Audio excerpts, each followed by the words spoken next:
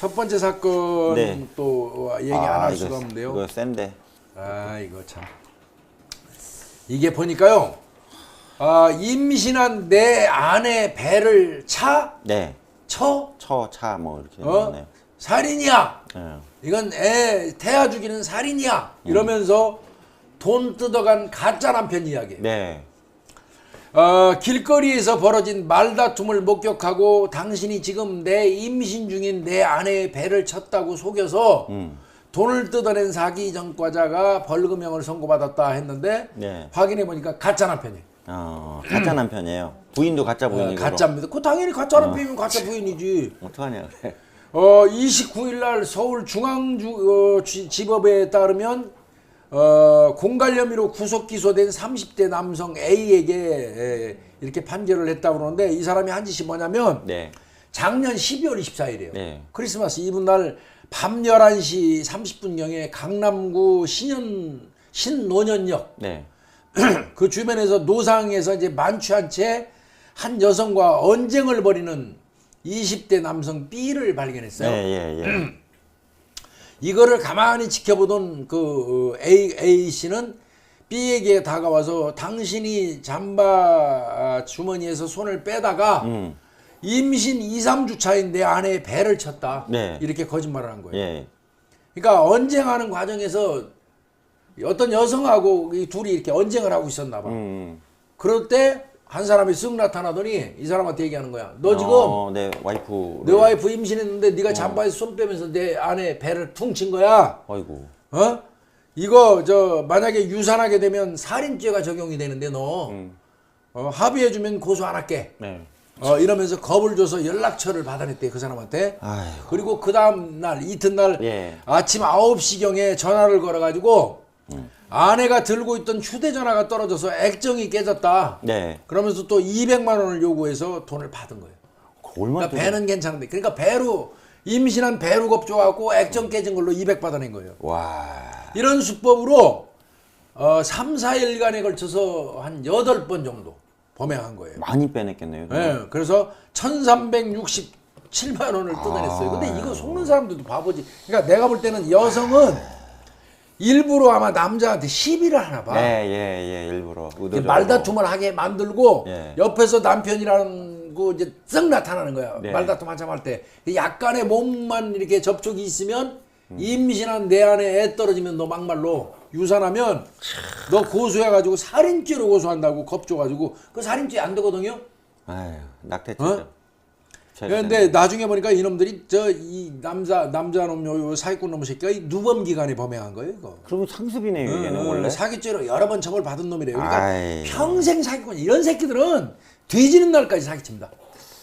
선생님 그럼 궁금한 게 사기가 아니고 공갈로 구속이 됐다고 나오는데 그건 공갈이 이제 사기보다 갈취니까 더 겁줘가지고 센 돈을 건가요? 뜯어낸 거. 사기보다 센 건가요, 교수님? 사기 뭐 처벌은 거의 같습니다. 공갈 사기. 예. 이 새끼 벌금 줬다고 그러니까 그럼 이런 놈을 구속을 시키지 왜 벌금을 줘 했는데 벌금이 짭짤합니다. 이거 보니까. 예.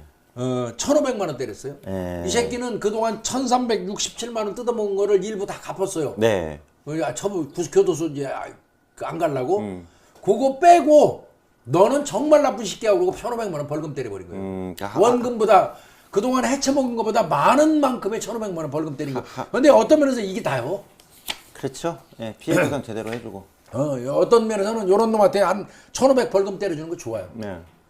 이것도 안 내면 또 잡혀가잖아요, 벌금주로. 그러면 이제 하루에 뭐 10만 원인가 뭐 얼마 150일 계산해가지고 살아야 되죠. 150일 살아야 돼요. 노역장 유치 또는 환영 유치라고 부르죠. 거기가 살 수 여기 있습니다. 새롬님 얘기하시는데 사기꾼은 어쩔 수 없나 봐요 그러는데 그렇게 보시죠, 교수님? 예, 사기치고 남 등쳐먹는 새끼들은 평생 사기쳐요.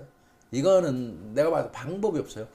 도둑놈은 손모가지 자른다고 하는데 사기꾼은 어떻게 되면 혀를 잘라야 혀를 돼요. 잘라야 돼. 예. 오, 너무 잔인해요, 교수님. 달콤한 혀를 잘라버려야 돼요. 아니면 무서워. 혀를 그 자물쇠로 이렇게 묶어놓던지. 어우, 말이 셌네, 저도. 정말 사기꾼 새끼. 근데 저는 우리나라가 늘 말씀드리지만 경제사범 처벌이 너무 약해요. 너무 약해. 서구 사회 유럽이나 이런 데서 사기치면 인생 끝나요. 경제전과자가 되면 그 사람은 사회활동 거의 못합니다. 그 정도로 무서운 게 이거 경제범죄 관련된 사기죄 처벌인데 우리나라는 사기죄 처벌을 너무 약하게 해가지고 무슨 강력범죄 저지른 새끼들은 정말 물론 그놈들 나쁜 놈들이죠. 근데 그놈들보다 못지않은 게 사기꾼이거든요. 그리고 사기꾼이 가장 나쁜 일을 하는 이유가 뭐냐면 사기를 쳐갖고 한 집안을 망하게 하잖아요. 많아요. 그래서 집안을 파토내 놓는 거예요. 네. 패가망신 시켜놓으면 애들이 제대로 공부도 못해요. 그래서 저가 요즘에 이제 제가 이제 대학원에서 교수하고 있잖아요. 그래서 그 일본의 교수님 탐정이요. 제일 돈 많이 버는 게 뭔 것 같으세요? 사기 쪽이겠지 뭐. 아니 그거. 그 평판조예요, 교수님. 그러니까 그게 사기지 뭐야. 이거 평판조회. 신용 관리하는 거. 예, 그래서 제가 요즘에 이제 강의 다니면서 얘기하는 게 평판조회를 생활하자 그러거든요. 평판조회를. 근데 이제 그거 저 잘못 조사하면 아, 그거 아니에요, 교수님. 큰일 나죠. 그런 게 아니고 이제 그 시장에서 그 사람에 대한 이미지 있잖아요. 그러니까 명함에 나와 있는 뭐 섹터에서 일을 한다던가. 그러니까 그 영역에서 예. 그래서 특히 제가 아는 후배는 딸이 이제 중학생인데 걸그룹 데뷔한다고 뭐 매니저가 접근을 한 거예요. 그런 거 많아. 네, 그래가지고 이제 뭐 연기학원 통해서 이렇게 접촉이 됐나 봐요. 그래 했는데 명함을 주더래요. 그랬더니 무슨 프로덕션 뭐 이렇게 돼 있고 뒤집어 까니까 거기 이렇게 쭉쭉쭉쭉 하고 자기 이력이 나와 있더래요. 그래갖고 이제 저한테 이제 의뢰가 온 거죠. 형님 이런 사람 있는데 이거 뭐 연습 비용 하면 돼요. 그랬더니 안 되면 저기 좀 조회해봐. 그 사람이 그 엔터테인먼트계 실제 일하는 사람인지 그거는 뭐 개인정보보호법은 아니잖아. 그래서 조회를 했더라고요. 아이고 말 좀 하세요. 양아치.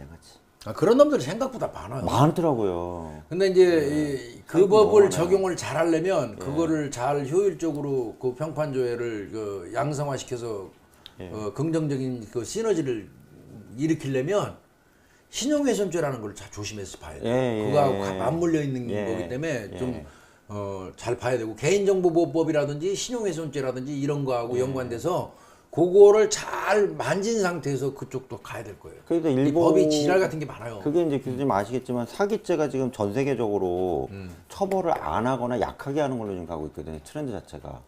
그 민사로 끌고 가는 거지. 그러니까 민사로 가고 또 하나 문제는 뭐냐면 잘못 빌려준 당신이 잘못한 거다. 잘못 투자한 사람. 사기죄 성립 안 된다는 예. 그래서 그런 부분이 있기 때문에 혹시라도 큰 돈이나 이런 거 넣으실 일 있으시면 좀 발품 파셔갖고 명함에 있는 그 주소지 있잖아요.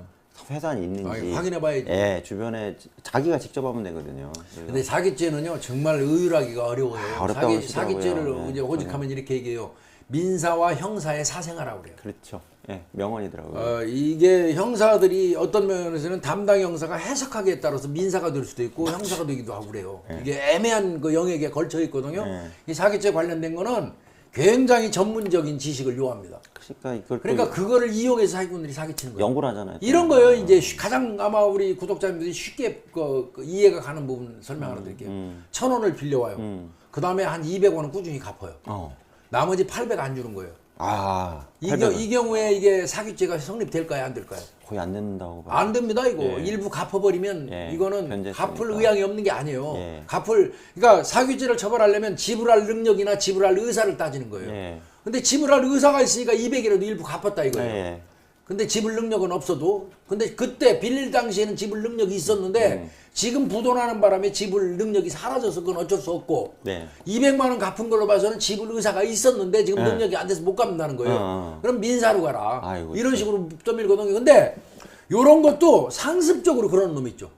1,000원 빌려가서 200원 갚고 여기서도 그러고 저기서도 그러고 저기서도 그러는 걸 여러 군데 싹 취합을 해가지고 그거는 그 사기 수법범죄로 해서 구속시킬 수 있어요. 이제 그런 경우가 좀 있습니다. 사기는 어려운 게 굉장히 많아요. 예. 글쎄, 너무 많아요, 사기.